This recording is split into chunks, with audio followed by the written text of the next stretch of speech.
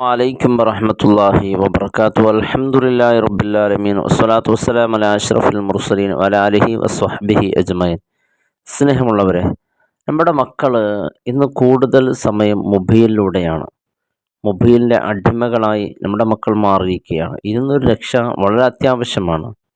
പിന്നെ നമ്മുടെ മക്കളുടെ ചീത്ത സ്വഭാവങ്ങൾ മാറി പഠനത്തിൽ അവരുടെ ശ്രദ്ധ കേന്ദ്രീകരിക്കാനും പഠനവുമായിട്ടുള്ള വിഷയത്തിൽ അവർ മുന്നോട്ട് പോകാനും മാതാപിതാക്കൾക്ക് സൽപ്പേരും സൽകീർത്തിയും ഉണ്ടാക്കുന്ന മക്കളാകണമെന്ന് ആഗ്രഹിക്കാത്ത ഒരു മാതാപിതാക്കളും ഉണ്ടാവുകയില്ല.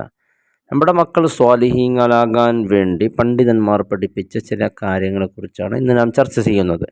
പ്രിയപ്പെട്ടവരെ, ഇത് വലിയ ഒരു ഉപകാരം നമ്മുടെ ജീവിതത്തിൽ ഉണ്ടാകും. ഇത് നമ്മുടെ ഉമ്മമാർ ചെയ്യണം. എന്തിനു ഉമ്മമാർ ചെയ്യണമെന്ന് പറഞ്ഞാൽ, ഉമ്മമാർ മക്കൾക്ക് പ്രാർത്ഥിക്കുന്ന ആ ഒരു പ്രാർത്ഥനയുള്ള ഒരു ആത്മാർത്ഥത മറ്റുള്ളവർക്ക് ഉണ്ടാവുകയില്ല എന്നുള്ളതാണ്. അതുകൊണ്ട് മക്കൾക്ക് വേണ്ടി ഉമ്മമാർ പ്രാർത്ഥിക്കുമ്പോൾ അതിന് വലിയ നേട്ടമുണ്ട്. അതുകൊണ്ട് എൻ്റെ പ്രിയപ്പെട്ടവരെ, ഒരു 21 ദിവസം തുടരെയായിട്ട് എൻ്റെ ഉമ്മമാർ ഈ കാര്യം ശ്രദ്ധിക്കണം. 21 ദിവസം തുടരെയായിട്ട് നാം സാധാരണ മഗ്‌രിബിൻ്റെ ഇശാൻ്റെ ഇടയിൽ സാധാരണ നാം ഓതുന്ന സൂറത്തുകളോടൊപ്പം ഒരു സാധാരണ സൂറത്തുൽ ഫാത്തിഹ നാം ഓതാറുണ്ട്. ഒരു തവണ സൂറത്തുൽ ഫാത്തിഹ ഓതുക, അതിനുശേഷം സൂറത്തുൽ യാസീൻ ഒരു തവണ ഓതുക, പിന്നെ സൂറത്തുൽ ഖദർ 3 തവണ ഓതുക. ഇത് മന്ത്രിച്ച് നമ്മുടെ മക്കളുടെ തലയിൽ ഓതണം.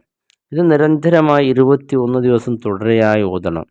എന്നാൽ ആ മക്കളിൽ വലിയ ഒരു മാറ്റം നമുക്ക് ഉണ്ടാക്കിയെടുക്കാൻ സാധിക്കും. പണ്ഡിതന്മാർ അനുഭവത്തിൻ്റെ വെളിച്ചത്തിൽ പറയുന്ന ഈ കാര്യങ്ങളൊക്കെ തീർച്ചയായും നമ്മുടെ ജീവിതത്തിൽ വലിയ നേട്ടങ്ങളുണ്ടാക്കും. അതുകൊണ്ട് സ്നേഹമുള്ളവരെ, നമ്മുടെ മക്കളെ അള്ളാഹു സ്വാലിഹീങ്ങളും ഉഖ്റവീങ്ങളും ഇഹത്തിലും പരത്തിലും മാതാപിതാക്കൾക്ക് ഉപകരിക്കുന്ന നല്ല മക്കളെ കൂട്ടത്തിൽ അള്ളാഹു ഉൾപ്പെടുത്തട്ടെ.